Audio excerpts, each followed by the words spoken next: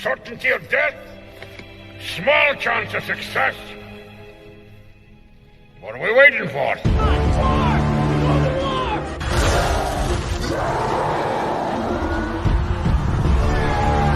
Fellas, I feel this is my lucky day. Brilliant.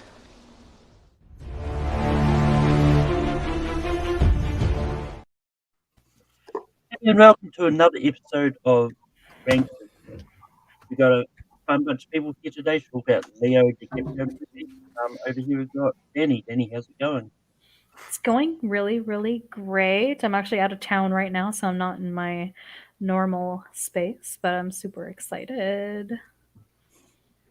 Also, we've got Henry. Henry, how's it going? Leo probably is my favorite actor, so getting the chance to talk about him, just makes it, a fun show, and I'm definitely curious to see people's takes and where eventually things rank. Also, we've got Austin. Austin, how's it going? If you had told me 20 years ago that now Leo would be my favorite actor, I probably would have slapped you in the face and called you crazy. But that's where we are today because it's true. And last but not least, we've got Brian. Brian, how's it going? I'm good. I'm just here because I want to see Henry unveil his full back tattoo of Leonardo DiCaprio. Spoiler alert: he's on the panel door. He fit. But before we get into this, one thing I do like doing is I go to reveal what the actual rankings that the poll decided of our last show, which was animated movies of the 90s. And it was a bit of a change. Like our number one fell to a little bit. Lion King was number one, obviously. Then I Giant, Beauty and the Beast, Toy Story, Goofy Movie, Princess Mononoke, Prince of Egypt, American Tail, Mulan. So I mean, most of it, like, apart from hate over a certain movie, which I'm not going to bring up that debate again. But with that, it was quite epic in the comments. I remember of a certain omission of one movie and the inclusion of Balto. Yeah, it was quite something in the comments. But Leo is not in that movie, so it's not coming up. But Yes. but how ranking works is we're going to go around, and how the one person's going to bring up a movie, then everyone else will say yes or no to it, and then we just can keep going around until we make up a short list of 12, and then at the end of the show we're going to rank them. Very simple. And Danny, I'm going to go to you first. What is the first movie you're going to bring up?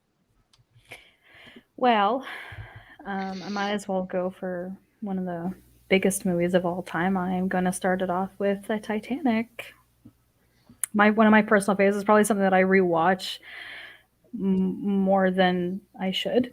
And I have no shame in that. I do not care. And I remember I'll never forget the first time that I watched this movie. It holds a very near and dear memory to me. And back when it had the double VHS case. So, and I remember the first time I watched it, I was so young and I was just mesmerized by the movie. So for me, that's probably my ultimate favorite. And that's the first one I'm going to nominate. Henry, what are your thoughts on Titanic?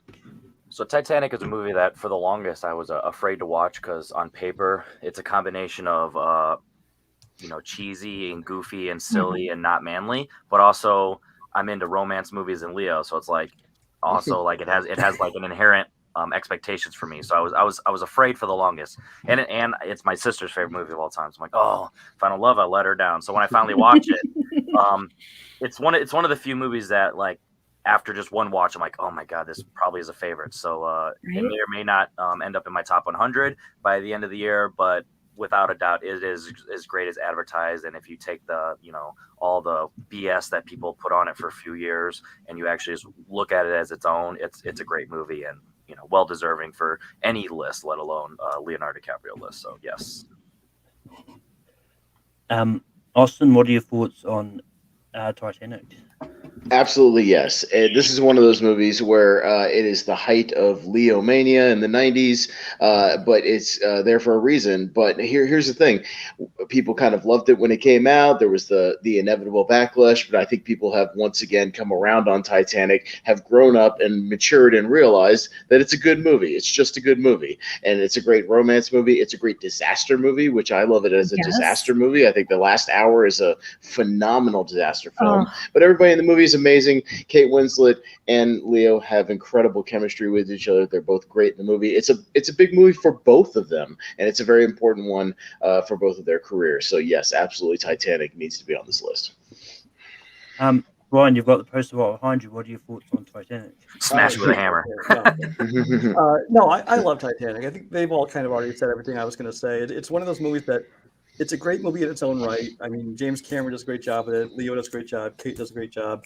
Everything about it, I think, is phenomenal. But it is a movie that was a victim of its own success because, yes, there was the backlash. And I think as we get farther and farther away from it, people are able to separate the movie from the hype surrounding the movie. Because, yes, at the time, Leo Mania was insane. Everyone was sick of hearing about him. But I didn't care. I went and saw it several times in theaters. I went and saw it again when it came out in theaters in 3D. I have the 2-tape VHS. I have the Blu-ray, everything. So, I love the movie. So it's obvious, yes. Yeah, I mean, I also really love Titanic. Like it's in my top 100, and it's just one of those movies that I go to so much. Strangely enough, it's one of those ones that I watch when I'm not in a good mood. I go get lots of enjoyment out of it. I know it's a weird one to pick to cheer someone up, but it works. That's the thing about Titanic, I think, even for me. Any kind of mood you can. Oh, I want to watch a disaster movie. Titanic. Oh, I want to have a feel-good movie. Titanic. I want to cry. Titanic. Like whatever mood you're in, Titanic kind of really just works. Oddly enough, I mean, for me anyway. So with that being said, Titanic makes the list, and we move over to Henry. So when it comes to Leo, I have one easy favorite movie of his, and it's not because like the gap of my second favorite is that large. It's just this one is just so high up for me, and that's Inception. Leonardo DiCaprio brings it in every scene. It's a Nolan movie when you think of it, but when you actually are like studying as a Leonardo DiCaprio movie, he does so much stuff within that film that has heart and emotion. He carries a lot of the action, the dynamic in a large ensemble cast. Like he stands out. He's able to have his big moments. Whenever you watch Leonardo DiCaprio, his classic thing is the yelling. So you realize that he yells in a lot of his movies, and it's pretty funny. So when you see him yell in certain scenes, it's funny, but also sometimes it's really heartfelt, and because there's a lot of emotion in this movie, and that's something you want to get from Leonardo DiCaprio. He brings everything in. Seeing him in a suit, oof, come on, man. I'll let him paint me like one of his French girls if he keeps wearing that suit. Right. Austin, what are your thoughts on Inception? I think this is the first movie where when I saw it, I really felt like Leo had progressed into being a full-grown adult, if that makes any sense. Because almost every movie you've seen up to him, you still feel like he's 20 years old, maybe 25, and this one he feels he's like 40, but because he's also kind of playing Christopher Nolan, because Christopher Nolan had his character is intentionally kind of dressed like him, kind of looks like him, and he's projecting himself onto Leo in that movie. You know what? You're a great actor if you can deliver exposition as well as he can and make it as interesting as he can in that movie, because that's kind of his job for the good first half of that movie is to kind of deliver exposition, but he does it in such a great way. He's such a great actor that his work here with Christopher Nolan, I think is definitely seminal to his filmography. So I'm going to say yes to Inception. Excuse me. Brian, what do you say about Inception? Yeah, and it's not just any exposition. It's a whole lot of both technobabble and psychobabble all mixed into one in the very best way of a Christopher Nolan movie. Inception. That's another one of those. I think it's almost a more recent example, maybe not to the same extent of the same kind of thing as Titanic, is that the Christopher Nolan fan base is a rabid fan base, and sometimes their enthusiasm for him can turn some people off. But if you look at the movie itself, I love this movie. I think it's phenomenal. It's another one where there's not a weak performance in the whole thing. It does get confusing, towards the end, but that's kind of the whole point of it. And so I really enjoy it. So it's a yes. Yeah, I mean, for the longest time, like I wasn't a big fan of Inception. I sort of recently gave it a rewatch, and I kind of came around on it. And I mean, I really love Leo in this, and I think it's good. So I'm going to say yes. Like it's definitely top 10 Leo for me. Eddie, what do you say about Inception? I remember getting into a lot of arguments about this movie when it came out, and I remember because I know, like, especially in my circles, even my fiance, he has a hard time with ambiguous endings or any kind of movie that doesn't have a definitive ending. And so when I showed him this movie, he's like, you know what? I don't know if I liked it or not. And I was just like, do you need to watch it again? And I watched it again after, but I remember watching it in theaters too, and it was just awe-inspiring. And I remember too, like, I didn't just go into the movie wanting to watch it because of Nolan or because of Leo. It was just like the rest of the cast too, the whole ensemble, just like every little piece fit, every character fit, the dynamics fit. It's just everything about that movie is just stellar. So I say yes, obviously. Yeah. Inception does make the list. Austin, what is the next movie you're going to bring up? Well, do I go with a favorite early, or do I go with one that's a favorite also, but kind of one of those border movies, and I try to make an argument for it early? You know what? My number one, I'm pretty sure is going to make the list anyway. So let me go for the other one early. Let's see if I can snag a third spot with this one. I'm going to talk about Gangs of New York, and here's my reasoning. So Gangs of New York is the first. Obviously, collaboration between Leo and Martin Scorsese. It's a very important movie for Leo, I think, to me, because he was coming off of Titanic a few years earlier. His follow-up to Titanic, The Beach, did not help to change his reputation because he is on a beach with the shirt off doing kind of something similar, even though that movie is just doing what it is. You go into Gangs in New York, you hear he's working with Martin Scorsese. Yes, everybody talks about Bill the Butcher, Daniel Day-Lewis, for a reason. He's incredible in the film. However, Leo is the crux of the story. He is carrying the narration of the movie. He has changed his look completely. He is almost unrecognizable as this Irish immigrant with the long, greasy hair, the goatee. He looks dirty. He looks scrappy. He is dirty and scrappy in the movie. And he did a lot to change his image from this movie. If you really, really think about it, it was the first progression to him kind of changing his pretty boy looks and improving his acting, working with Scorsese, which obviously would be the first in a journey of many of those. So I'm going to put my shot out there for Gangs of New York as a very important DiCaprio movie in his filmography for those reasons, and see what everybody thinks. Brian, what do you say about Gangs of New York?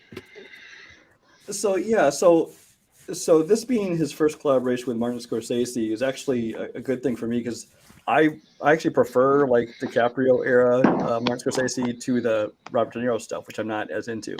Just not my kind of thing.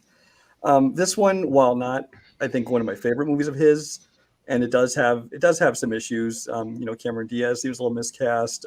It's a bit longer than it needs to be. No, I totally agree. She's the one person who's miscast the whole movie down, but Leo DiCaprio is not miscast. Yeah, but yeah, Leo does a great job, and of course Daniel Day-Lewis is great. Supporting cast across the board, whether it be Liam Neeson, Brendan Gleeson, John C. Reilly, anybody else in it, I think they all are perfectly cast for this movie. So while it's not like a resounding yes from me, because it's one that I probably would have nominated, but towards the bottom of my list, I will say yes to this.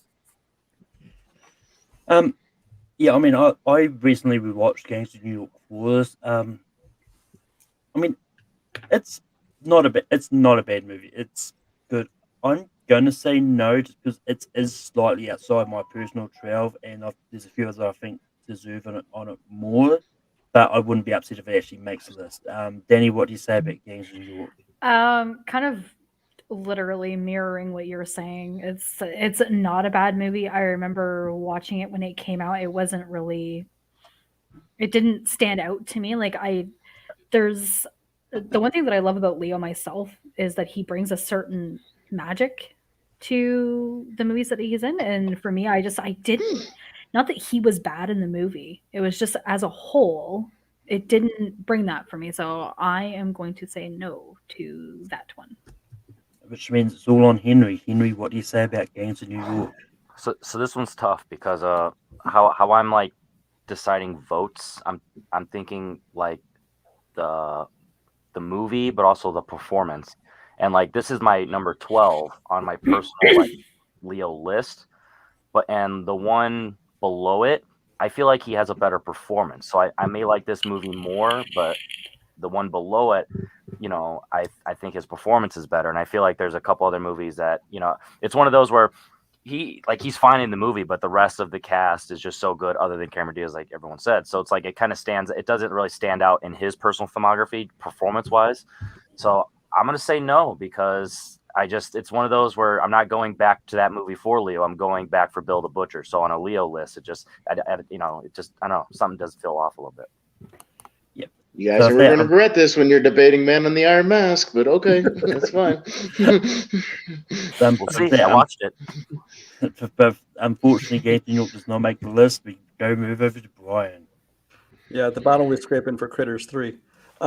Yeah. So, which I'll vote yes for just out of spite if y'all bring that up at this point. The same way. Do I go for an obvious one? Do I dig deeper? I might as well get out of the way. Let's go over my other shoulder this time. Romeo and Juliet. Baz Luhrmann is absolutely a love it or hate it kind of director. And I understand that. I get people that don't like his style.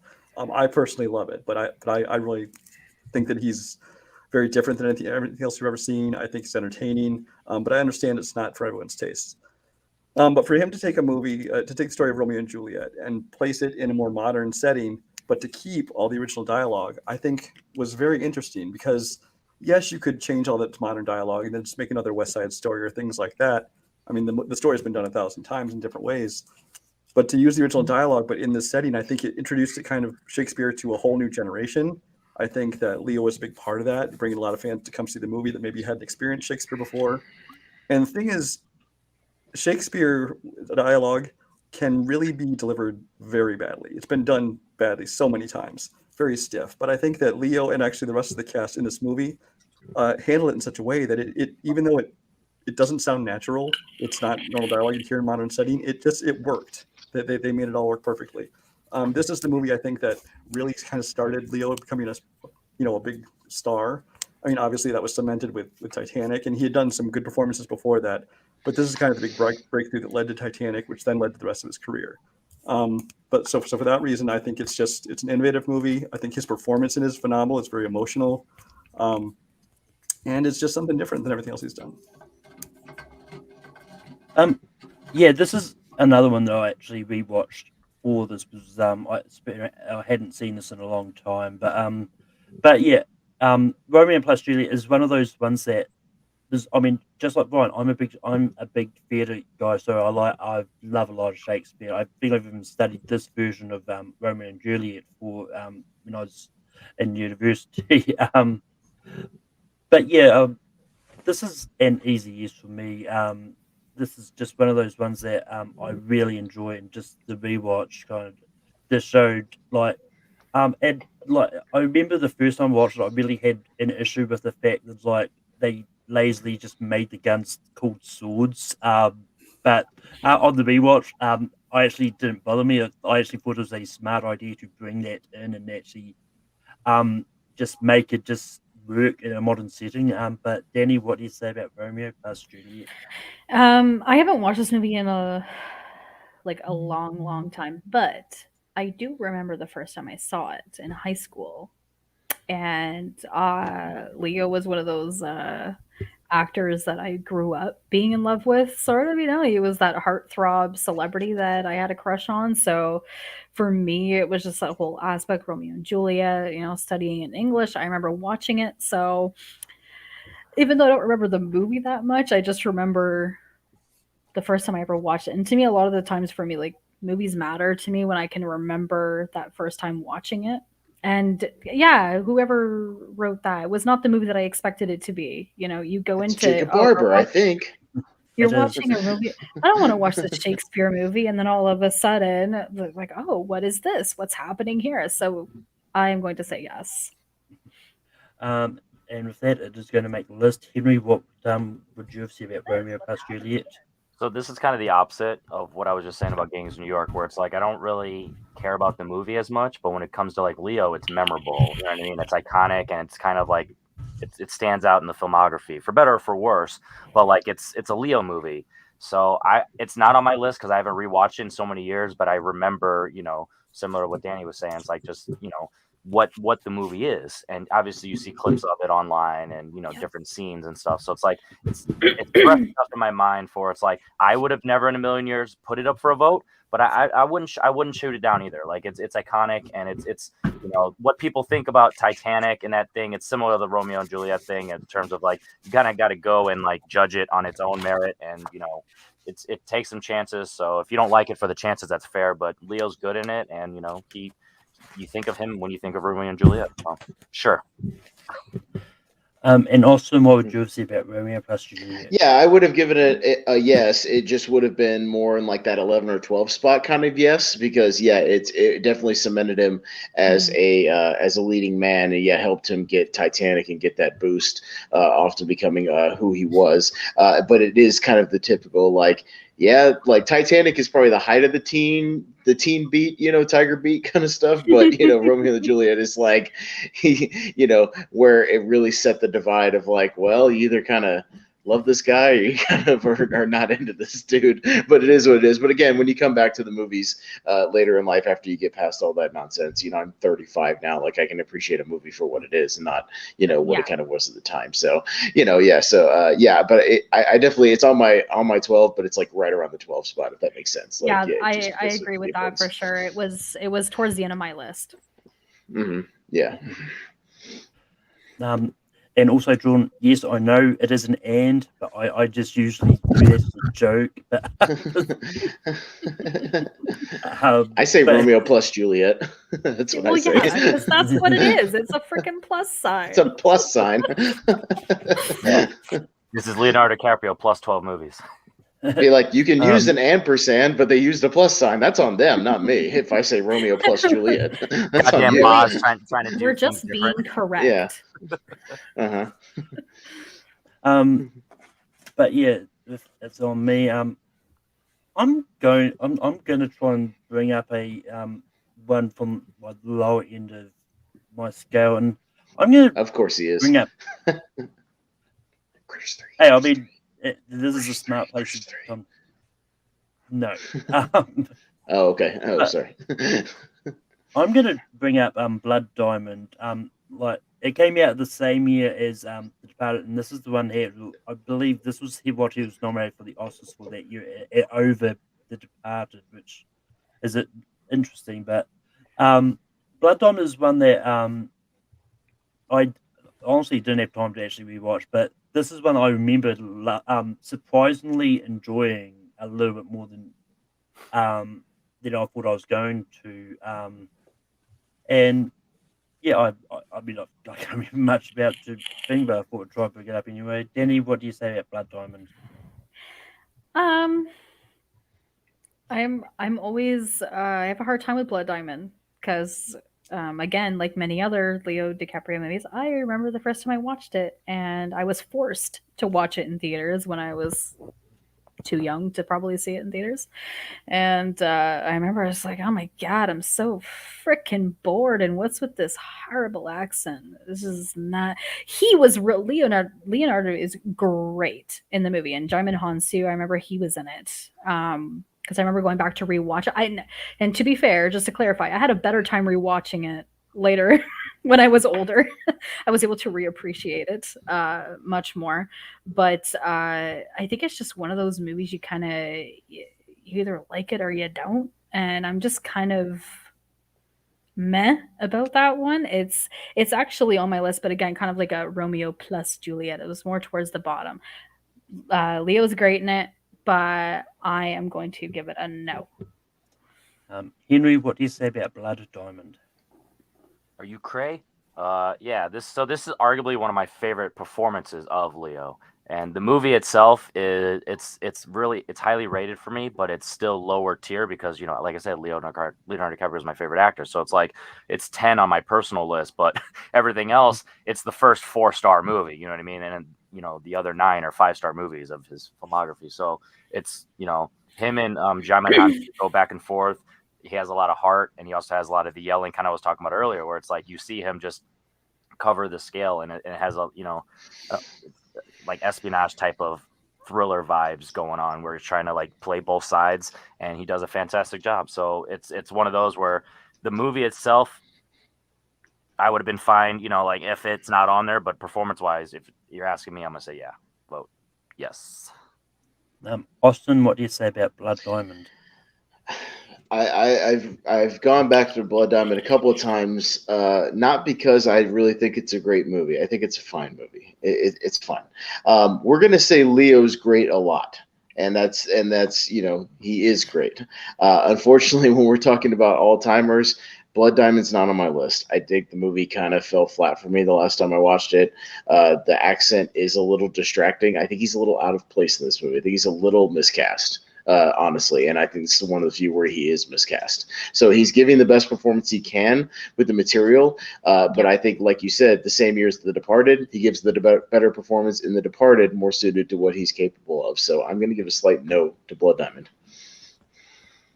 Which means it falls on Brian. What do you say about Blood Diamond? So this is one of those that, there's a few of them that I feel like have to be on the list that I really want on the list. And then there's kind of a second tier of ones that, if it got to those, I would vote for them. I didn't expect this one to come up so early. And it's one of those where it comes down to, are we voting for the performances or the movie itself? And I know it's a personal interpretation. Personally, I think I honestly feel the better performance in this movie is Djimon Hounsou. I mean, although Leo's great. I think Djimon gives it even better performance though in this. And Leo, like I said, he's good. His accent, while it may or may not be accurate, it does sound kind of ridiculous when you're trying to watch it. But overall, I think it's a strong movie and full of a lot of strong performances. So I'm going to give it a yes. That Blood Diamond does make the list, and we move over to Denny. I was really excited that so far nobody has mentioned this, so I was able to talk about it first. So my favorite actor of all time, aside, like literally, like probably right next to Leo, is Johnny Depp. So I went into this movie watching it for Johnny Depp, and then leaving it being mesmerized and just more obsessed with Leonardo DiCaprio, and that is, of course, What's Eating Gilbert Grape. And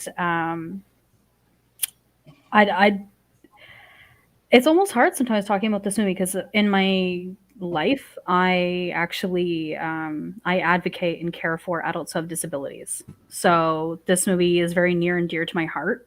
And Leo, the performance that he gives is so intense and on point and heartbreaking and overwhelming, and there's also the joy in there, and he really depicts the role, I felt, respectfully, and it didn't feel like a joke or like he was making fun of anyone who had special needs, and it was pretty accurate, and I can say that dealing with a lot of clientele who have special needs. And I mean, of course, also, I mean, he was 19 years old in this movie, and he had been nominated, and I believe he won for supporting actor or best actor. I can't remember which one. I always forget that one. But so for me, that's one of my favorite ones, and definitely in my top 5 Leo movies. So I am putting on What's Eating Gilbert Grape. Henry, what do you say about What's Eating Gilbert Grape? So this is actually the movie, one of 2 movies that I watched today to refresh my mind, because especially given him doing a performance of someone with special needs, you want to just double check that it is respectful, and it's it's hard to say accurate, because there's different spectrums of it's not stated autism, but it's more along those lines. It's some sort of autism. So you want to make sure that it, like you said, it doesn't come off as cheesy, jokey, and it's respectful. So there's a lot of scenes. My roommate's daughter is autistic, and there's a lot of scenes in this movie where Leonardo DiCaprio will have like things that he does that you just see in people with a similar disability, and it's like, wow, he hits home with it, especially like you said, being at 19 and being so young that he was able to do it. So he either studied real hard and it showcased his acting, or he firsthand knows someone like it, so he just is able to hone that in. So the movie as a whole, it feels a little long, and it the ending takes a while to get there, which the emotionally wraps up really great, and it gets you in the feels. But as a movie, it's a little lower, but performance wise, you can't deny that this is an all-time performance. And people don't go back to this because of the content, and it's a hard watch. But if you watched it recently, you probably won't deny the fact that it probably should be top 12. So I'll say yes. Austin, what do you say about what's in Gilbert Grape?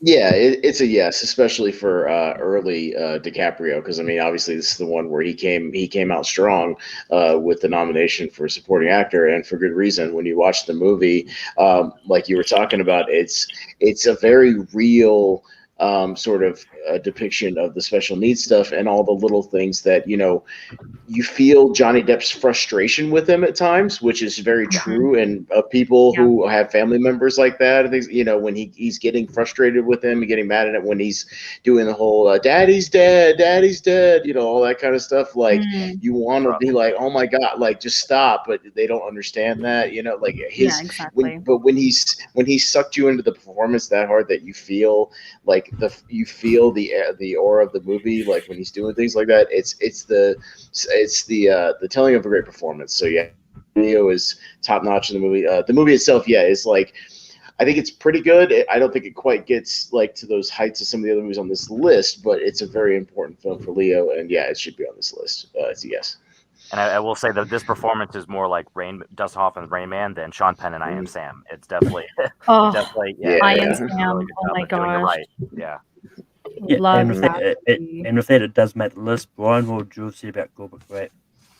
Like I said, it's a very important role for Leo, because this is basically his first real movie outside Critters 3, and this is the first one where he got to give a real performance. Take a shot every time Critters 3 gets brought up on the show. Well, it's that or Poison Ivy. You're gonna be plastered by the end of the show. How many times I bring it up? But I'm saying, like, even though he'd done movies before that, this is like the first one where he actually got to show off his actual acting ability and play a real character. I'm glad it didn't come to me, because I probably would have voted no, not because I don't like the movie, but because I don't remember it. I have not seen it since the mid-90s. Yeah. So I'm glad I was not a factor.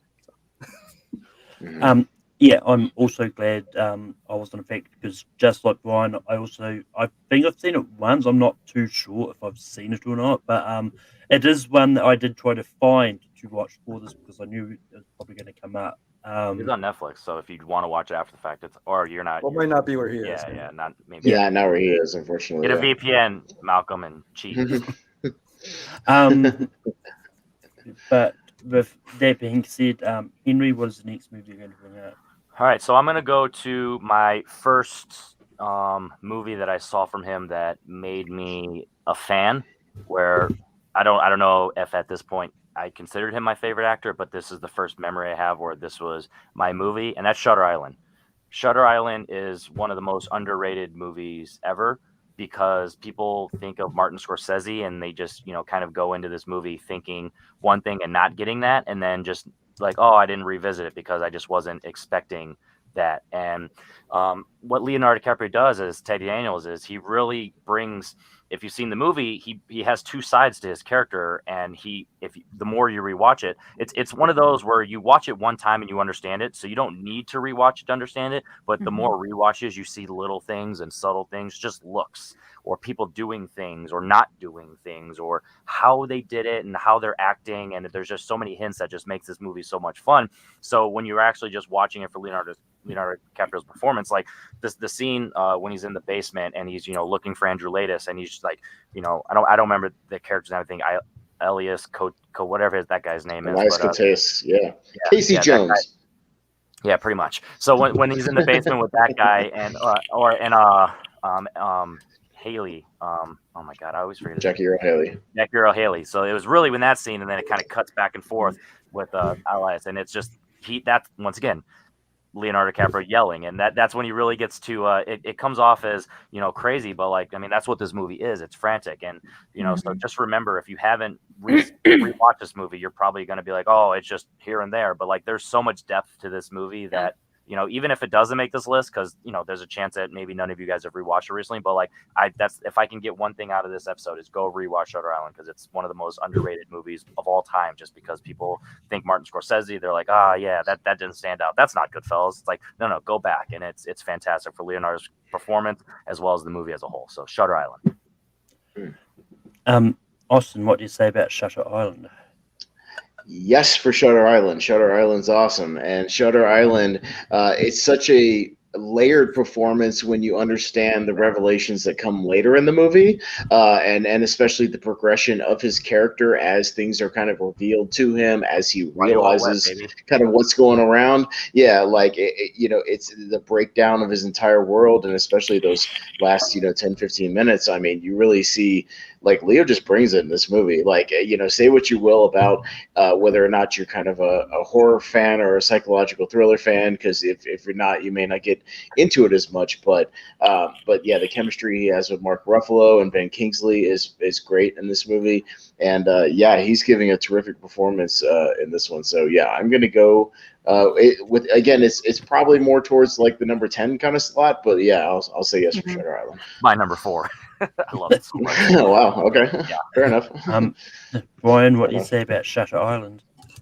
So Henry's absolutely right. Is that this is one that I need to rewatch, because and I'll probably rewatch it sometime this weekend. Now that I'm thinking of it, because I have it logged in Letterboxd that I watched it and gave it a fairly negative rating. So I thought I remember being kind of bored with the movie, but at the same time, I don't remember anything about the movie. So I don't know if I was falling asleep or something. I don't know what it was, but I honestly don't remember much about it. I was not particularly impressed when I saw it, but I also don't remember why I didn't dislike it. So I do want to rewatch it. So I am going to have to give it a no for me, but I have a feeling it's probably going to make it through.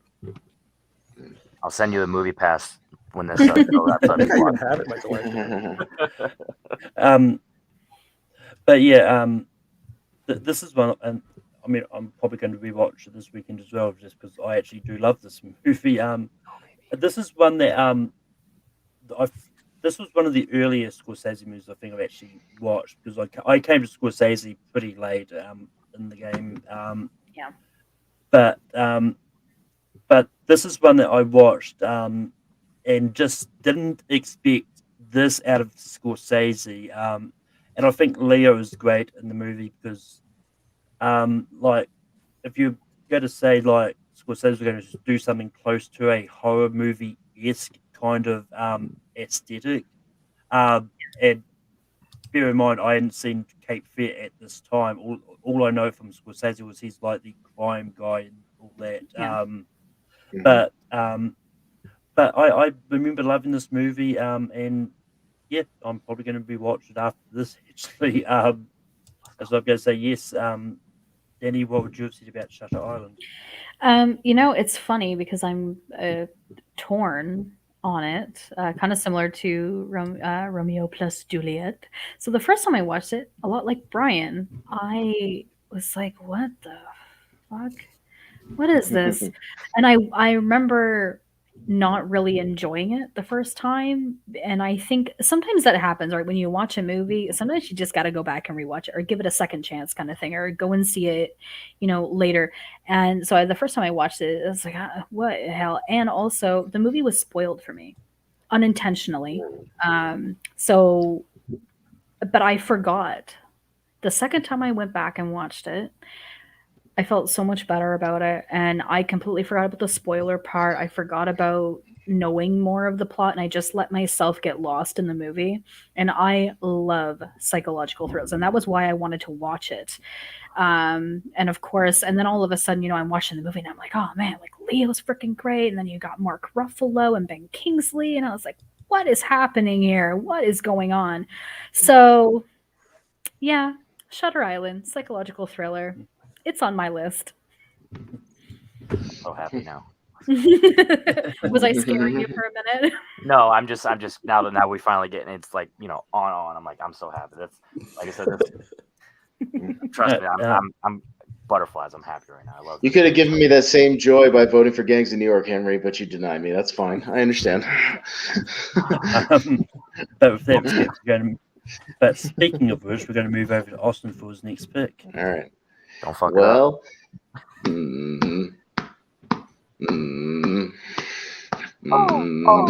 Wolf of Wall Street's got to make this list. Gonna put it on 12. Gonna get it on good. It's Jordan Belfort. Oh, sorry, enough of that. Okay, so Wolf of Wall Street's my pick. Wolf of Wall Street's my pick. This is my absolute favorite Dicaprio movie. I have rewatched this movie, no joking, probably 50 times since it came out. I think it's the most purely entertaining movie.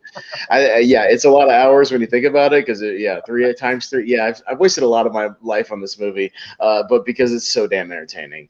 And Leo is a drug-induced maniac in this film in the best way.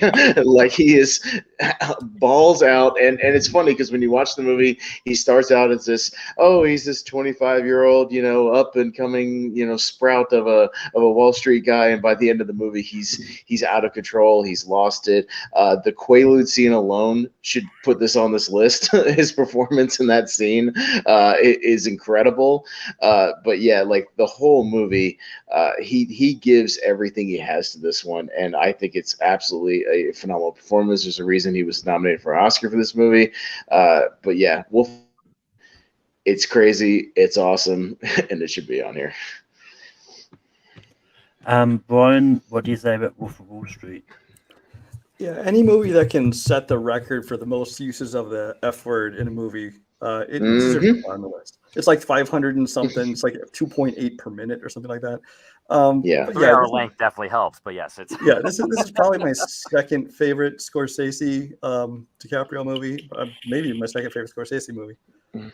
But it's a great movie. It's one of those things. It's like, this is not a story that I would think I would care about that much. With these movies about like Wall Street and stock, things like that, are never they don't really appeal to me. But you put a good director and you put a great cast together, not just Leo, but from top down. Put a great cast together, and it really is. They're all great. Movie. And not only, it's dramatic and everything, but it's plenty of humor laced in there, like especially the scene with when he's tripping and when he crashes the car. It's got a little bit of everything, and it's a fun movie. So it's a yeah. I didn't actually make it. Yeah. I'm pretty sure if I remember rightly, this movie made our top 12 biopics list we did a few weeks ago as well. But, rightfully so. But Wolf of Wall Street is one of those movies that I didn't think I would like. I'd not heard about this Jordan Belfort guy at all before then. But I mean, going to this movie, it was really enjoyable. And it's an easy yes for me. Just Leo playing this despicable guy, just showing everything that he could do. It's a lot of fun. Danny, what would you have said about Wolf of Wall Street? It's again a lot like what you guys have been saying. It's one of my favorite Leo DiCaprio movies for sure. What brought me into it, I knew I was gonna like it because when I saw the trailers and everything, I got a lot of the same reminiscence of one of my favorite Johnny Depp movies, Blow. So it kind of had some feels to that a little bit. Just well, he does a lot of blow in this movie. That's very true. Yes. Out of people's asses. Really, I mean, what's not to like about it? It's satire. You got a freaking great cast. Margot Robbie. The first time I saw her in this movie, I was like, okay, move over, Angelina Jolie. I got I got a new crush here, and Jonah Hill, seeing him in that role, I know we're talking about Leonardo DiCaprio, but the cast just kind of like everybody worked together so well. And again, the Quaalude scene, every bit from start to finish of this movie, I had a smile on. I was loving it. And kind of like you, Austin, like I've watched this movie probably about the same amount of times I've rewatched Titanic. Like it's just So good. I do have a great story about seeing it with my parents. If you guys want to hear it, otherwise I'll save it for another time. I mean, I will try to correct you though, because you said you spent a lot of wasted time watching this movie, and I feel like No, none it's of my not time wasted. was It's just a wasted joke. No. watching this movie. It's all Because great. it is worth it in every possible way, and it was actually my second movie on this list, on my personal list. So 100% yes. And Henry, what did you have to say about Wolf of Wall Street? Also, next time you're on CRT, I definitely want to hear that story. Yeah, But, I'll tell you that story. So Oh. a tease for when next time I'm on Henry's roundtable. Yes.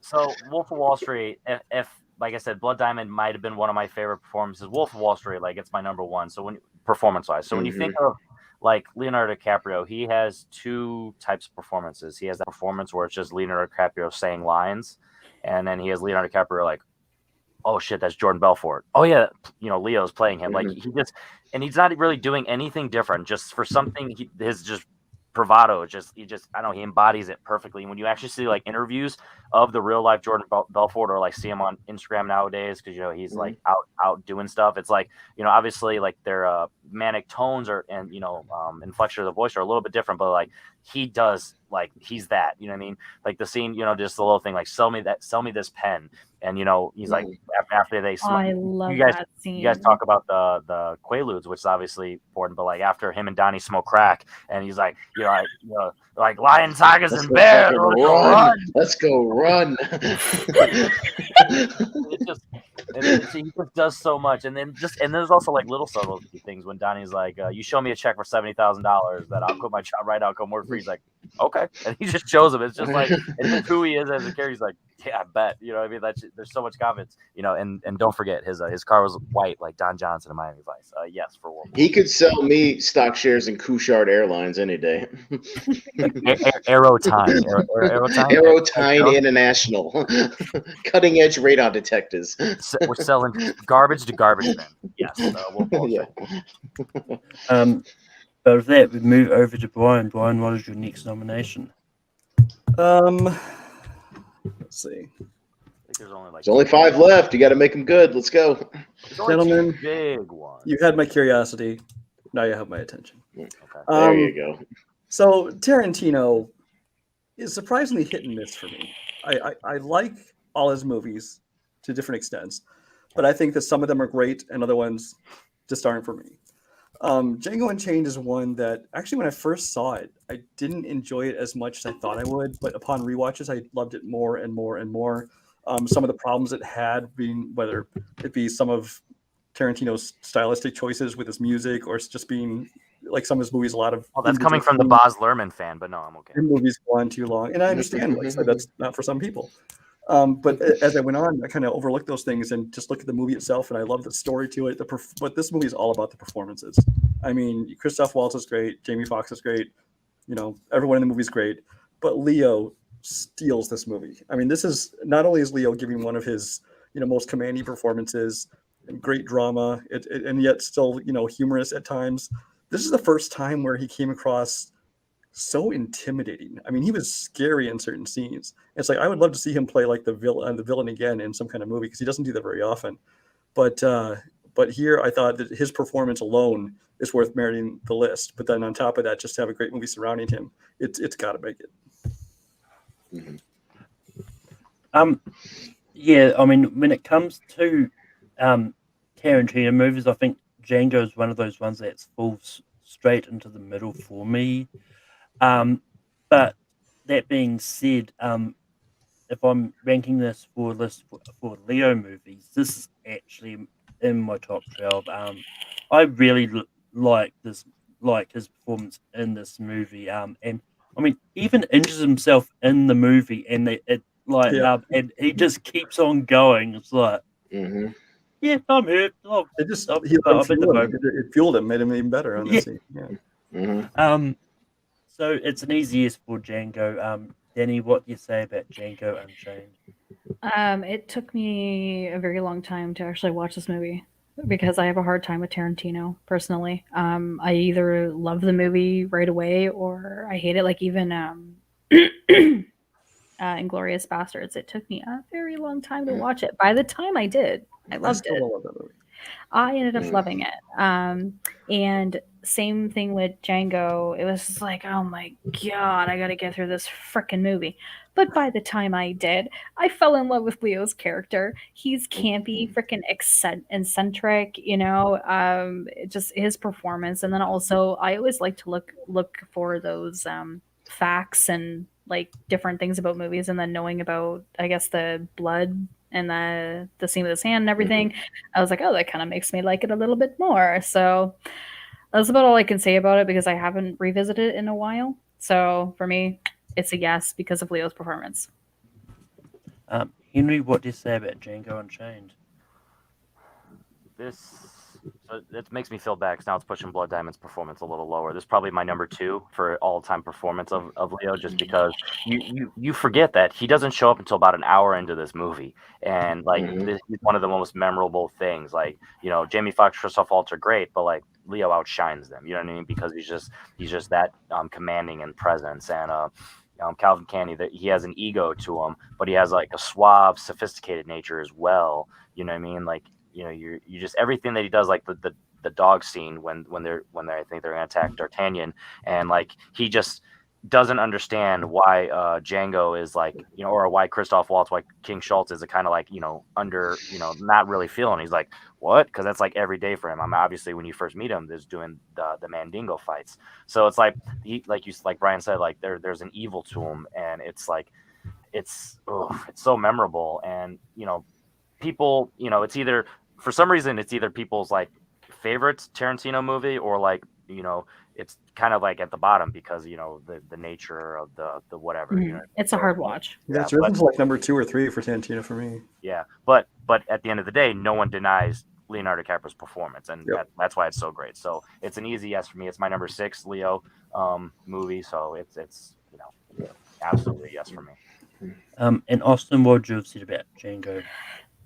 If you all will join me in the parlor, we will be serving white cake. No, he says shake my hand. No, he's so great. Like, he's chewing scenery, but like in the best way, like in the best way you possibly can. This is my favorite Tarantino movie. I love Django Unchained. I am a huge fan of this movie. The only movie I've seen almost as many times as Wolf of Wall Street is Django Unchained in the last 10 years or so. I watch it a lot, and I just love the chemistry between all the characters, because you've got an amazing movie already with Jamie Foxx and Christoph Waltz like doing their buddy thing, and then the movie just gets even better when Sam Jackson and Leo DiCaprio show up, at Candyland, and it just gets even better, and the tension gets escalated.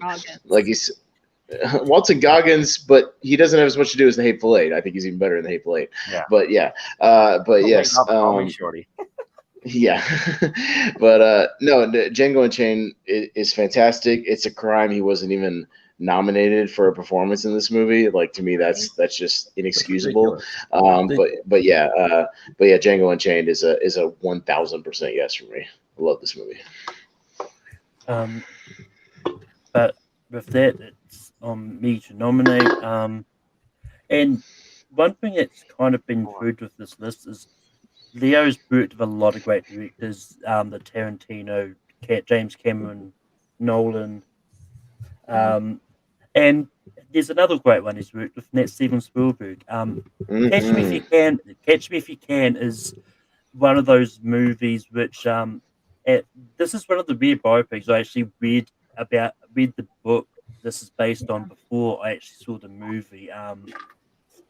Just because I was reading for some reason, but I had no idea it was being made in the movie until after the fact. But Catch Me If You Can is just one of those ones, like just showing how this kid kind of became an expert in forging and just managed to move into various professions without no one being none the wiser. It's like, where the hell did you come from? Like, how did you get a job here easily? But it's just he's just so good. It just shows how good. And I think Leo was the perfect choice to play Frank Abagnale, and him working with Tom Hanks just following him around, just trying to catch him out, and then at the end, sort of helping him sort of get away, so to speak. Yeah. Or, and it's just one of those ones which just shows like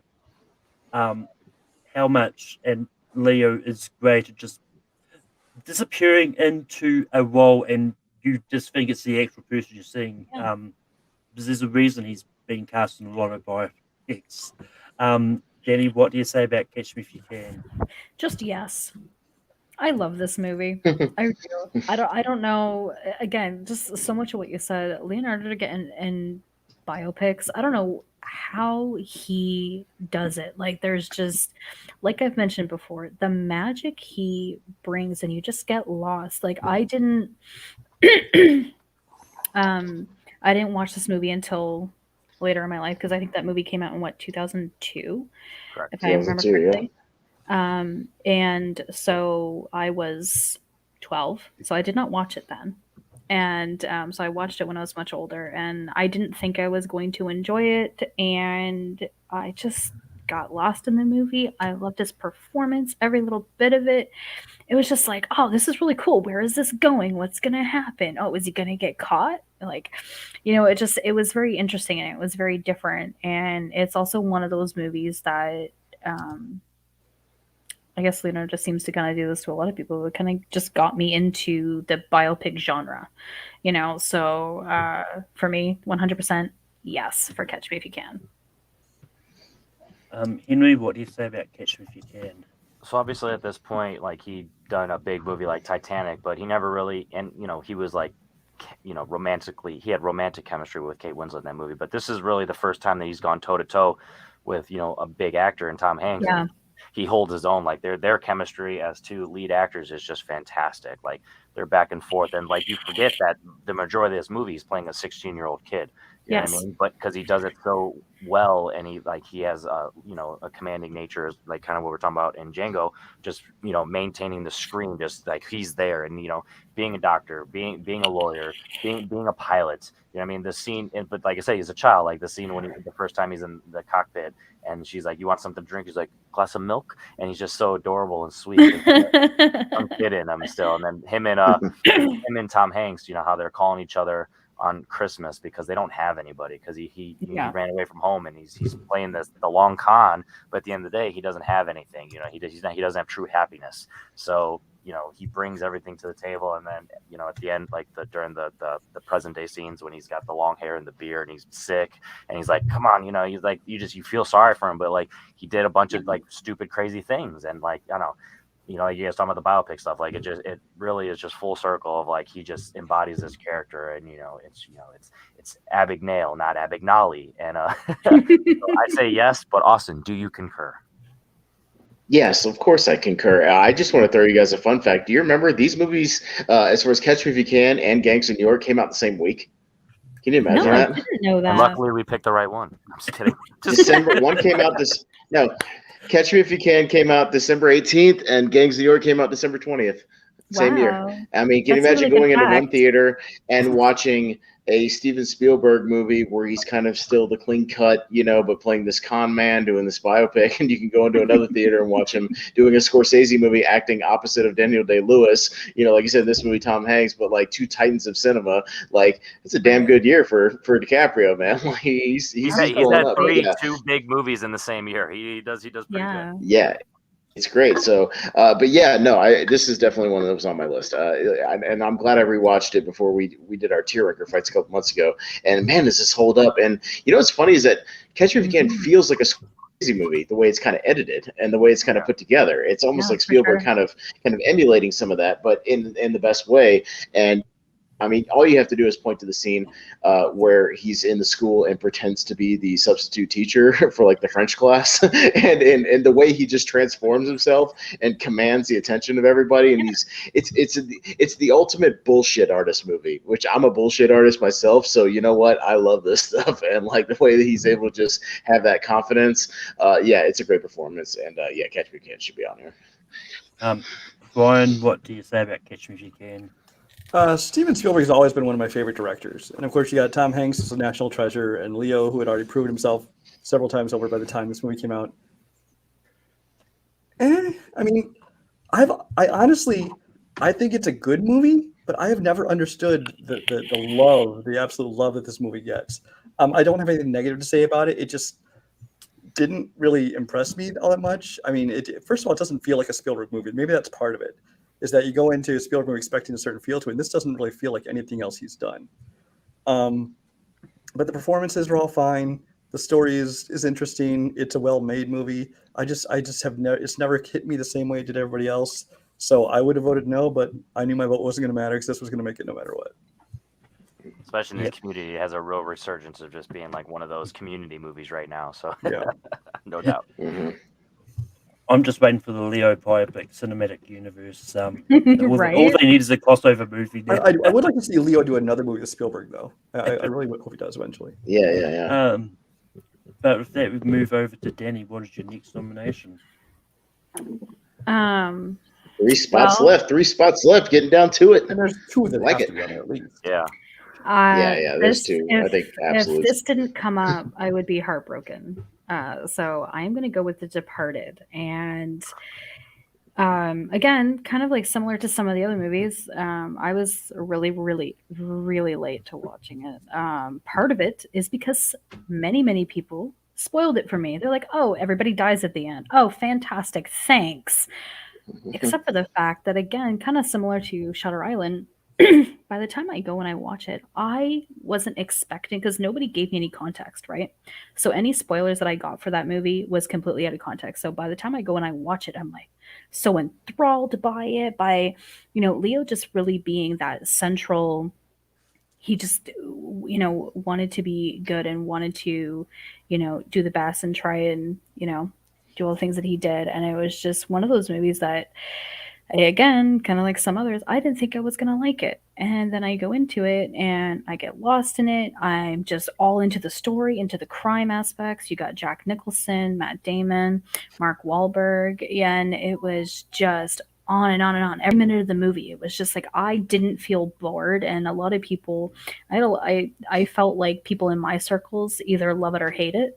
And I had a lot of people telling me that, oh, I didn't like that movie. Oh, it was too long. Oh, it was boring. Oh, this and that, And I'm just like, oh, no, am I going to hate this movie? Love it. And it's one of my favorite Leo movies. So it's up there. Had to be on the list. Henry, what do you say about The Departed? The Departed is one of those movies, like, depending on your mood, you could follow a different character and like kind of root for them. Yeah. Like if you're kind of in like an evil mood, you're just really loving Jack Nicholson's Ham.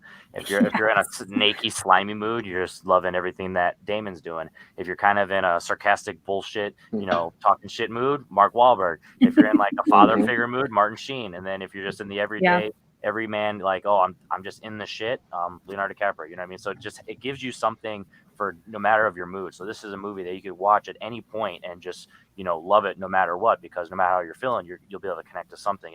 It's a longer one, but it's just so well paced. Like you're talking about like Wolf of Wall Street earlier. There's so much quotes in the movie. It's one of those where you forget that the song he does only in 3 other movies, because the other, or 2 other, so 3 total, but they're the popular ones. So you think like, oh my god, this song's in every Scorsese movie. It's like it's only 3, but you just know it for that. So just it has that, and then just has Leonardo DiCaprio just slowly going into madness. And it's one of those where it's crazy that he did this and Blood Diamond at the same time, because he's just mentally he's in the mafia world, the mob world in The Departed, and he's in South Africa in that one. So it's like he just totally had a crazy year that year. And The Departed is my second favorite Leonardo DiCaprio movie. Like that's what I was saying earlier. Like Inception, my number 1, but The Departed is not that far off. Like it's so good. And if my internet BFF didn't love it so much, maybe I would even have it even higher. But I don't want us to be twins. Mm-hmm. So The Departed, I love it so much, and absolutely yes. You talking to me? Oh wait, no, it's a different Scorsese movie. Austin, what do you say about The Departed? Yes, for The Departed. Yeah, no, and Boston. Yeah, no, for sure. No, The Departed is great, and it's funny. I hadn't rewatched it in a long time until I did a couple months back, and yeah, it holds up beautifully. And again, Leo's got a tall task. He's got to play off these such vast different personalities in the movie. Like you're talking about Damon and Mark Wahlberg and Alec Baldwin and Martin Sheen and Jack Nicholson. Like his scenes with Jack Nicholson are like, I mean, how intimidating must that been? Even that he's still fairly early in his career, relatively speaking, for Leo, and he's getting thrown in with all these kind of big shot actors. But he holds his own, and he's as good. He's not the most outlandish performance in the film, I would say. Like he's definitely like kind of the most grounded performance. But yeah, it's because has all this stuff getting thrown at him in the movie, and he's having to deal with all these issues left and right, and the fact that his performance shows that is absolutely The Departed has to be on this list. It's on my list. For sure.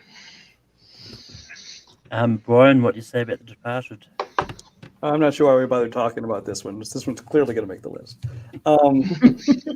But I mean, I had seen Infernal Affairs, and it was an excellent film. And it's one of those things you hear them making an American remake of it, and you're like, why? But it's kind of like, I'll watch it, because sometimes remakes are good, even if they're unnecessary. But then this one came out, and I actually like this even more than Infernal Affairs. And a large part of that is the performances, mainly Leonardo DiCaprio, but also Jack Nicholson gets to sink his teeth into a role, which, I mean, he had made a good movie at this point in his career in like almost 10 years. And in like the 15 years before this movie, he'd only make like 2 good movies, honestly. So to see him kind of back in his prime, I think he did a phenomenal job in this as well. But again, Scorsese not being one of my favorite directors, but this is one of the few that I really like of his, and this is one that was a no-brainer for the list. Yeah, I mean, I'm sure Cody Newberry will murder us if this didn't make the list. I mean, he probably wants to murder us for many other reasons, but Internet BFF. But that being said, I couldn't good conscience say no to this. The Departed is a great movie, and I do love Leo in this movie. But if we move it over to Henry for your next nomination. So I feel like this is one that I'm gonna have to sell because of recency, and I feel like you haven't had enough time to really sit and kind of like dissect Leo's performance. But Once Upon a Time in Hollywood, Leonardo DiCaprio's Rick Dalton. He has layers to him because he has the bravado, like the scene where he has the actual scene. It's the trailer clip where it's like, that's the best acting I've ever seen from the little girl. But that scene in the movie when he does that, and he finally is able to like show off why he is, Jake Cahill, you know what I mean? Like where everyone, he has that, why he's well known as a character is because he's able to bring it. But like the subtle things in the movie, like when he's nervous and he does his stutter, like it's just something that's just so subtle that you don't really like bring to light. Like it's never mentioned in the movie because it's a character tick. But it's not something that the movie's trying to say, hey, this is what he's doing. It's just a character thing that's like when he only really does it when he's nervous or when he's out of his element and he's not really, at the most confident. And then the scene when he has the breakdown in his trailer, when he's like, he's like, if you do that again, I'm gonna blow your brains out. He's like, why'd I have to have so many, what do you think he said, eight whiskey sours? I couldn't stop at 3 or 4, had to have fucking 8. You know what I mean? He's just really yelling at himself, and just the dynamic and the chemistry between him and Brad Pitt. Leo's my number 1, Brad Pitt's arguably my number 2. So like seeing them both on screen and just it's a hangout movie. So that's another thing for a lot of people where it's like the movie as a whole, it might not connect with you because of like oh blah blah blah, or at the end it's like sure, and it's so long. But if you really think about the performance that Leo brings and like just the different layers that he has to it, I feel like it's a fantastic performance, and it's a really great movie. And if you're not into the long length, you're not into the the hangout vibe, and what does they say, plotless and all that stuff, I get it. But really, and obviously it being recent, so you may have had a chance to revisit, but I really do believe that Rick Dalton, Leonardo DiCaprio as Rick Dalton in Once Upon a Time in Hollywood is fantastic, and my number 3. So fun stuff. Austin, what do you say about Once Upon a Time in Hollywood? Funny enough, Once Upon a Time in Hollywood, I'm not that big a fan of, But guess what, Henry? It's on my list. You know why? Because Leo's fucking fantastic in this goddamn movie, and he's awesome. And him and Brad Pitt's chemistry is awesome. And I've gone back to watch the movie despite not being very high on my Tarantino list because of the hangout aspect of it, because of Leo's performance and his I mean, him and Tarantino. You put his performance with Tarantino's dialogue, and you're gonna get gold. I mean, you've got a gold a second time, and I wouldn't even be surprised if in Tarantino's final film he has him back to do something else because it's money. And like you said, just seeing this progression of him going from this kind of hotshot, Hollywood star to this has-been, and his breakdown, you can just see it in his face, like throughout the movie, like as he's breaking down and realizing that his career is like kind of, he thinks at least it's coming to an end, but then he gives that great performance on that TV show. And yeah, that performance, she says it's the greatest acting I've ever seen, but like it might be his finest scene ever, period, like in any movie. Like it's pretty great. Like that whole scene is amazing. So like the scene within this movie, and like it's the meta aspect of it is great, and even the stuff where he's just like line, and in between, like it's all great. Like all that stuff is just adds to the performance. So yeah, it's on my list, despite me being kind of lukewarm on the whole movie in the Tarantino pantheon, but in the Leo pantheon, like it's an absolute yes. Yeah. Get that piece of shit out of my street, goddamn fucking hippies. Yeah. Brian, what do you say about Once Upon a Time in Hollywood? I really like Leonardo DiCaprio in this movie, and I really like Brad Pitt in this movie. I don't really like this movie. It's one that for Tarantino, it's definitely in the mid to lower tiers. I think the entire Margot Robbie storyline could be cut from the movie and be better for it. I think it's pointless, from life. So, and I think it makes the movie longer than it needs to be, which is an ongoing thing with Tarantino. There's just a lot of things about this movie that it just made it not kind of my thing. So while I kind of in the same boat, maybe to a different extreme as Austin, where I like the performances but not the movie so much, I'm going to lean to slightly no.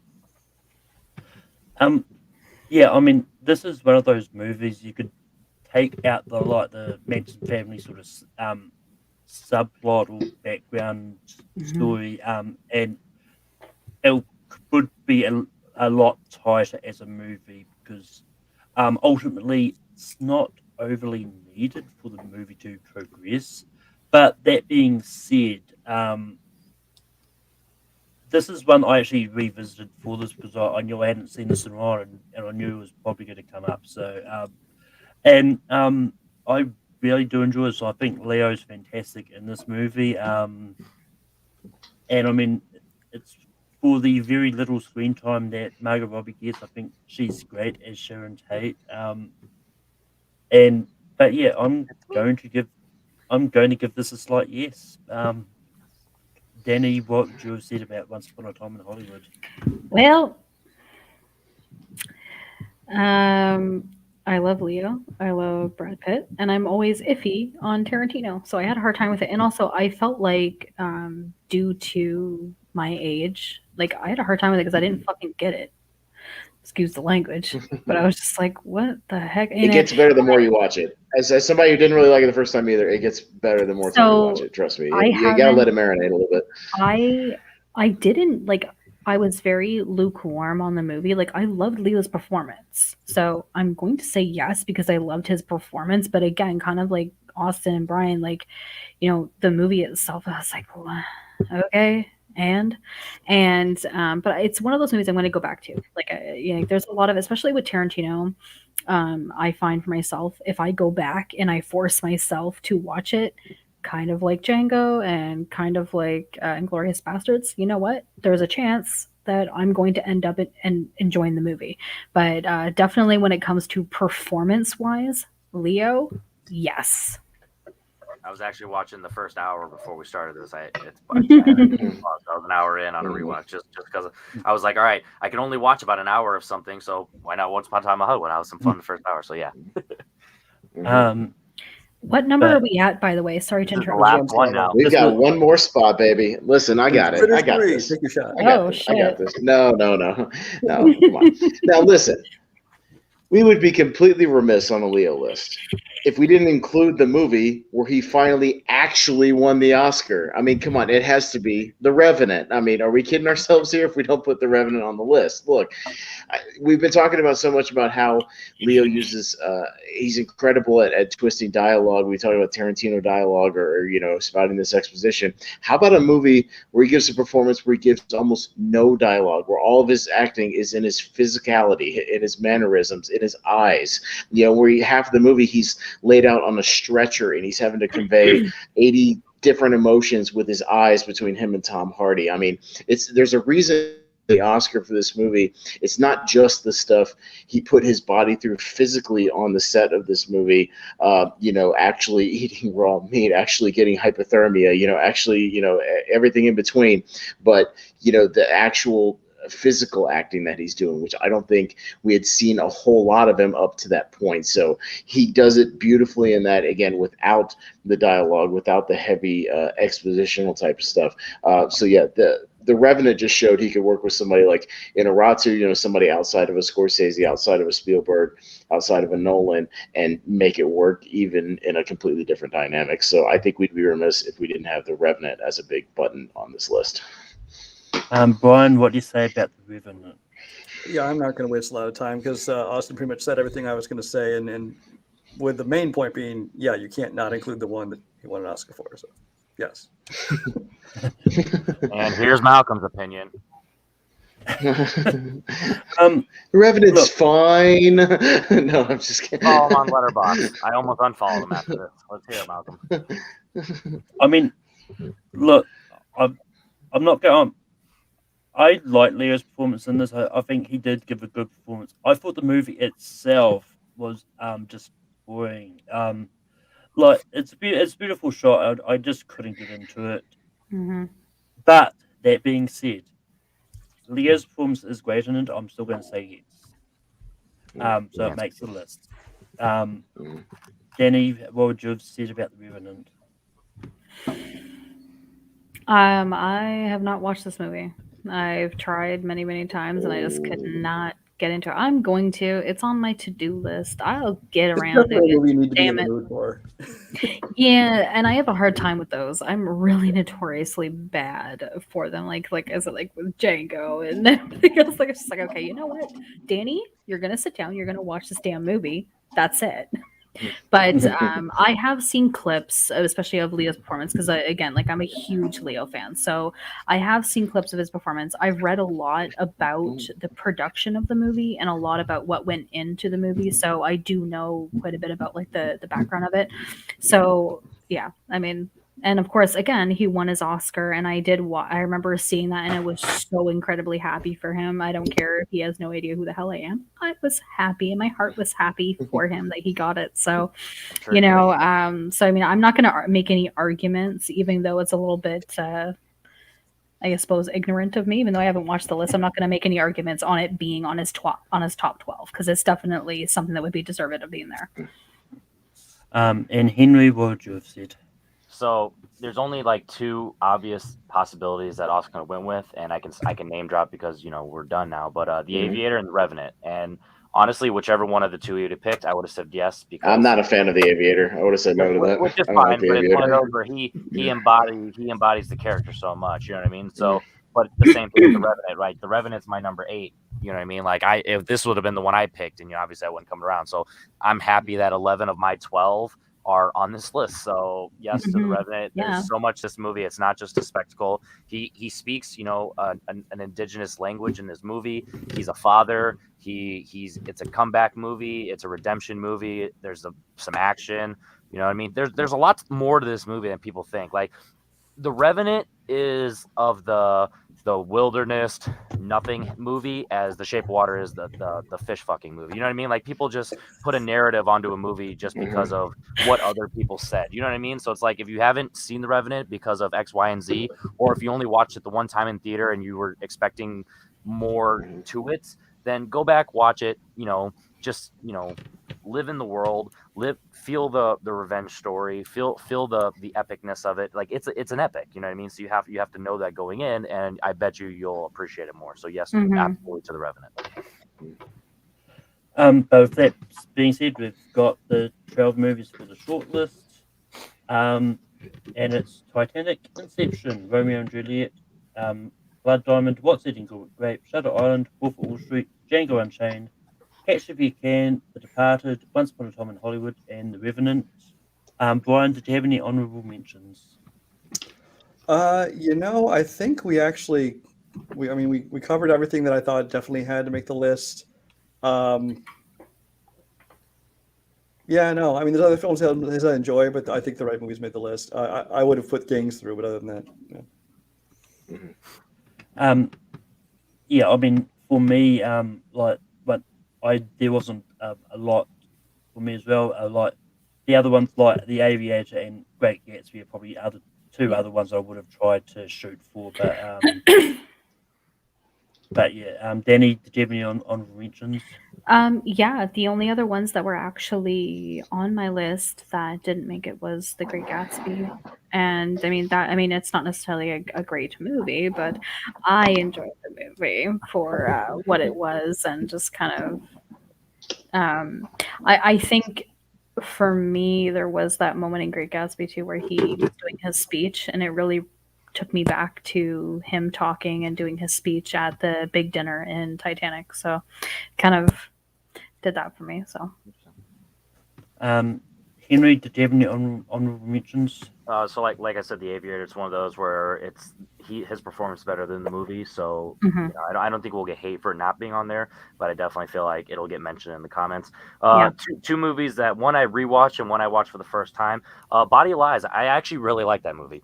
I think he does a really good job of, similar to like in The Departed and in Blood Diamond, where he's just kind of he's an outsider in a world that's not really his own, and he's kind of just he's filling in. He does a really good job in that.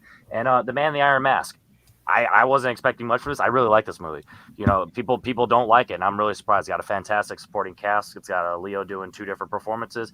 He starts as the first quarter of the movie doing kind of like a King Joffrey in Game of Thrones, but then he kind of develops into an asshole and what you expect, and then just the other flip side of the coin, if you haven't seen it. So if you haven't given that movie a watch, I recommend it. I feel like formulate your own opinion. And then one dishonorable mention, J. Edgar. That movie sucks. I will watch him and Armie Hammer make out anytime. So if they can call me by your name too, and it'd be Leo and Armie Hammer, I'll watch that. But hopefully Armie doesn't try to eat him. And Austin, do you have any honorable mentions? Yeah, so just quick note, when I watched Jagger a few months ago, my roommate, the only thing he did when he came in when I was watching Jagger, he just looked at it for a second and goes, "That makeup sucks." And I was like, "Yeah, it does." And so that was his only comment, and then he left. And I was like, "You did the right thing. That movie sucks too." But the only thing besides Gangs of New York, which obviously I pushed for, was if you're a fan of movies like Marriage Story, like with Scarlett Johansson and Adam Driver, Revolutionary Road is actually really, really strong, and it's kind of an underrated, sort of forgotten gem from 2008, Sam Mendes. It's again him and Kate Winslet, and just kind of there's this breakdown of this marriage. Michael Shannon's really great in a supporting role, so I just want to recommend that as go back and watch it. It's really kind of been forgotten, but it shouldn't have been. And real quick, while Brian comes back, Oscar Isaac is in the first half hour of Body of Lies, which I wasn't expecting. So that was actually really, I didn't know that. And that's in 2008, Ridley Scott. So it's like you weren't expecting that at all. Mm-hmm. He does a really good job. Scott. I like Ridley Scott movies. So he's worked with everybody. Like I said, in 2008, he worked with Sam Mendes and Ridley Scott. He's worked with Spielberg, Nolan, Danny Boyle. He must have had a bucket list. Sam Raimi, Quick and the Dead. Even though J. Edgar sucks, Clint Eastwood, you know what I mean? Like he's been with a lot of the big name directors. Exactly. He must have had just a bucket list of okay, these are all the directors I want to work with, and he's just like check. Mm-hmm. I'm just waiting for Leah to eventually join the MCU. Just really big. Oh God, no! I hope not. Actually, I don't want to ruin his career. But that being said, now we get to the ranking part of this. Did Brian? Oh, yeah, he did. Okay, I'm sorry. I just want to double check. If you've got a whiteboard or a bit of paper handy, you're going to Can I throw out an idea while we're doing this part? So now that we did the movies, or you guys want to rank the performances, or are we still ranking the movies? Because now it's the Leo list. Because the movies are on the list, so like it's not like they're gonna get off the list. I'm down with just doing the performances only. I'm ranking the movies myself. Yeah, I'll be I'm ranking. ranking how you want. Could I You just can rank them however you want. what No, are I was just asking. What are you guys doing? so what Whatever I is, feel like doing, Henry. It's none of your business. I was trying to get in your guys' mind, guys. I'm trying to accept the idea. Daddy's trying to ask a question. What were you Yeah. asking? I'm trying Yes. to find out what exactly like what is this part because I haven't done this before, so I'm So just either a kinda- whiteboard or a piece of paper. We're gonna start ranking the movies. So we'll start at number 12. What you think the number Which one do you 12 think out of should the be at the bottom potentials of the that we list? did? Of the- What do you of the think should 12 be that's number on the list. 12? And basically, if Malcolm gets a majority out of us, if it has 3 of the same answers or more, then that's the one that will make it. Essentially, Could I use my phone? Is that cool? Because I don't have Yep, it. that's fine. if you want to type it out, that's fine. Both hands are on Yeah. screen. No, I'm just kidding. Us people who love the Schmodown have whiteboards. So, playing. Well, I'm actually not at home, so Yeah. that's why. Yeah, it's all good. No, I understand. You can really use like a note app or something. That's fine. Blow it up real big. Yeah. But Danny, what do you have for 12? For 12, I will put. You can just say it since you're pulling that up right now, if you want to. Yeah. I think I have my 12 wrong. Did Blood Diamond make the list? Yes. No, it's in the private chat if Yes. you want to look at it and see what's in yeah. there. What made the list. Do you want to skip me real quick? Because I just want to make sure. Yep, no, that's perfectly fine. Henry, what do you have for 12? Because it's the only one that's not on my list, and I don't love okay. the movie. Romeo plus Juliet. Okay. It should be on the list, but it's not my favorite, so it would be my 12. Austin, Yeah, I'm the exact same way as Henry. I've got Romeo plus Juliet on mine. Brian. Jeez, that's like top 4 material. Just because I haven't seen it in so long, I put Gilbert Grape. Yeah, just because I'm not a big fan of the movie, but his performance is great. The Revenant. Oh wow. So I will actually just go with my actual number 12 from my original list, which was Romeo plus Juliet. I quit. Sorry, bud. This is me on every Titanic, ranking list. Gordon. I'm usually happy with the list. By the time we get to rankings, mine is completely opposite of everyone's else.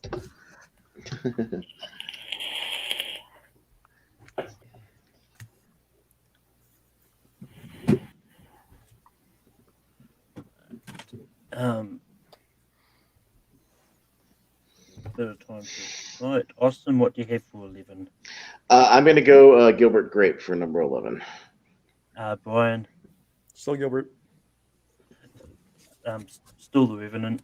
Danny, Revenant.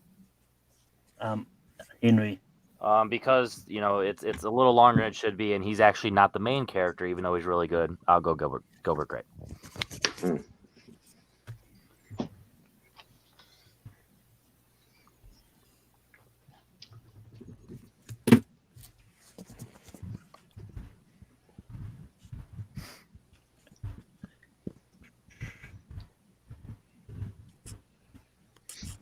By the way, the only one that did make it on my actual 12 was Gangs of New York, ironically. So Romeo and Juliet took my Gangs of New York as my number 12. See, And you Gilbert should have Grape was voted my for that number one 11. instead. Damn it! I told you. Brian, what do you Told you have? you're gonna regret it. Shutter Island.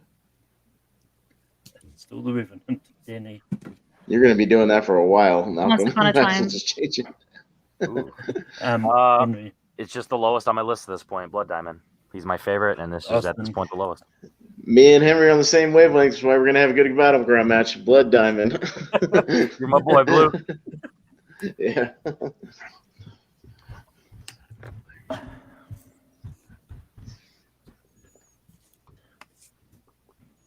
number 10.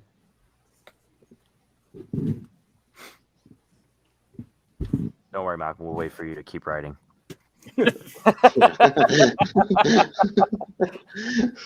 It's like when me and Jordan were on one, and he kept putting he kept putting Psycho, and like Psycho was number 1. He just kept writing Psycho over and over again. I was like, bro, I don't even know what the it's topic like, was. it's not But gonna- yeah. You're gonna be waiting. It was like Good luck, 60s horror or whatever it was. Yeah, horror. Oh my God. Yeah. I mean, Alright. the Revenant. Danny, what do you have for Yeah, 9? Jesus. Once Upon a Time. It's just the Henry. lowest on my list at this point. Catch me if you can. Austin. Oh, we're all over the place on this one. Shutter Island. Brian. Shutter Island. Ooh. You guys are killing me. That's my 4. Sorry, it's not my 4. I mean, that's Brian's revenge for knocking his 4 down to 12. So I guess so. Mhm.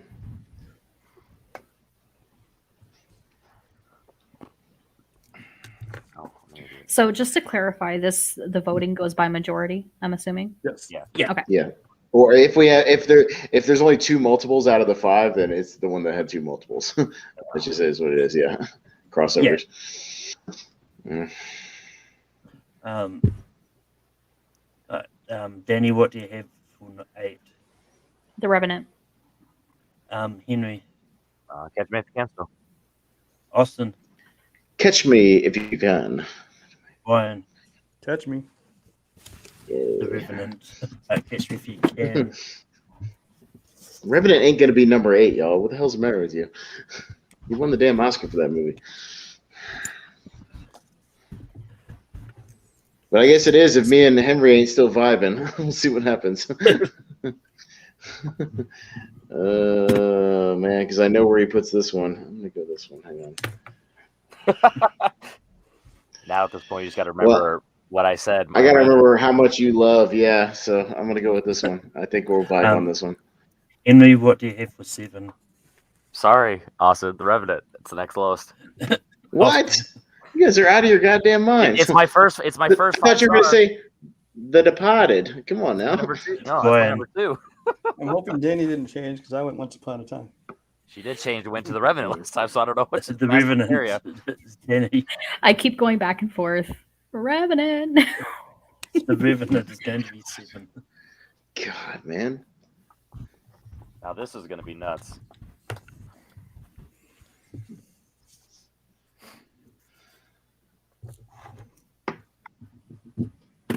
I think now we're going into the performance versus the movie at this point. Yeah, or what are we doing? Let's see. I don't know. We'll see. All right. Is it my turn? It will be. I've actually got to write something down now. Austin, what do you have? Once Upon a Time in Hollywood. Brian. 6. Well, I swear I thought I wrote down Once Upon a Time in Hollywood was my answer. That invisible link. Yeah. Once upon a time, he had something written on his board. I didn't mean to erase it, and then I didn't realize I just did it out of instinct. Django Unchained. Danny. Ooh. Once Upon a I'll take- Time. Henry. Hey. It's my lowest on the list. Titanic. Once Upon a Time. My heart will Hollywood. not go on. But Titanic will. And ironically, Once Upon a Time in Hollywood was my number 4. Hell yeah. It's my number 3, so rip.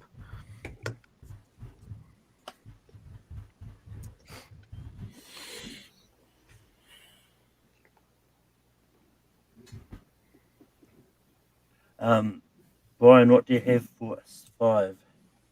Wolf of Wall Street. I've got Django Unchained. Danny. Oh, Django. Ooh. Henry. I'm gonna try and sink it this round. Titanic. Austin. I had The Departed. Django Unchained is going to be at 5. Oh my God! Really? Top 2 for me. I mean, that's He's technically so my Django. number 6. That's That's technically my number 6. 2. Can I number just 2, get a damn. roll, like a quick hit? What's left? Yep. So we've yeah, got The Titanic, Departed, Titanic, Wolf of Wall the Street, hell? Inception. Inception. That is the 4. Well, I'm crossing them off as I go on my paper as well. Sorry, I keep Yeah. track. Also, Okay, so Inception, Wolf of Wall Street, Titanic. Departed. Departed. Right. Departed. Thank you. I just wanted to update And my this top list. 5 or this is top 4. Okay. Mhm. Number 4. Yep. Oh, jeez. And Oh, Danny, what do you have for number 4? Oh gosh, this is hurting me. Departed. Brian. wow, he just Wait a minute, randomly- Dan. Happened to me? We went Danny, Henry, Henry. Henry. Wow, he jumped all over the place. Billy Zane. It took me a minute to get his name. Austin, Departed. Brian. Really? Wolf of Wall Street. Wolf of Wall Street's number one. What I put Inception. You're dead to me. The Departed. Wow. Wait, so what just got picked there? Departed. It's me and Danny had crossover. So it's Inception, Titanic, and Wolf of Wall Street left? Yep. Yeah. Hey, Cocoa Bean, relax. I know you're a big What'd you call Leo me? fan. Cocoa Bean. Not in public. Wolfie, Wolfie, Wolfie. That's my safe word.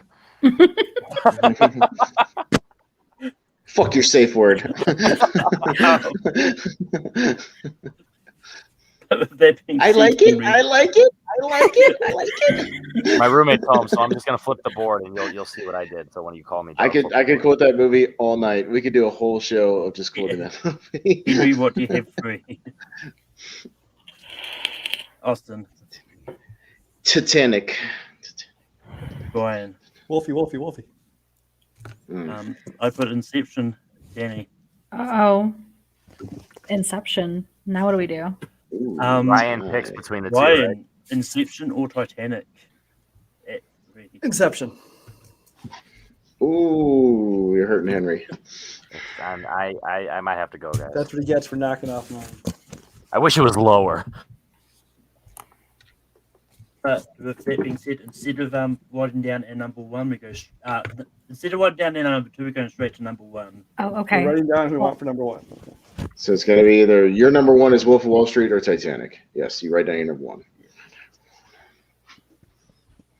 And this is going to be interesting. All right. Brian, what do you have for number one? Titanic. I think I'm first, am I? No? Okay, never mind. I'm not going to Doesn't get matter. specific Whatever. order. Doesn't matter. That's fine. Oh, I've got Titanic. Danny. Wolfie, Wolfie, Wolfie. Henry. If she asked, I would paint Margot Robbie as one of my French girls. Wolf of Wall Street. And Austin. Was all this legal? Absolutely fucking not. Wolf of Wall Street. Ma, we got chicken or what?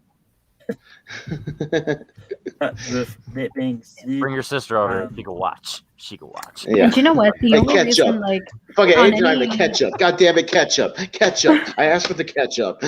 Fucking ketchup. No, I don't know what you say, but those Amish people, they don't care about making money. They just wanted to make things. I mean, he does That's make a what good you point. said. I mean, That's what you said. that's what you said. Fucking That's idiot. holy shit. That's what you said. Um, Benny fucking Hannas. Leave mad day. Can you mute them so we can finish this? But with that being said, the final list for top 12, Leo, at number 12, we've got Romeo plus Juliet. At 11, we've got What's Eating Gilbert Grape. At 10, we've got Blood Diamond. At 9, we've got Shutter Island. At 8, we've got Catch Me If You Can. At 7, we've got The Revenant. At 6, we've got Once Upon a Time in Hollywood. At 5, we've got Django Unchained. At 4, we've got Departed. Boo. At 3, we've got Inception. Boo. At 2, we've got Titanic. At number 1, we've got Wolf of Wall Street. Yay! Google gobble one of us.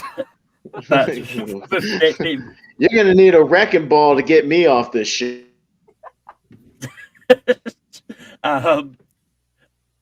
who needs a wrecking ball if you've got a mute button? But with that being said, I've got a poll on the page for what you want next week's topic to be.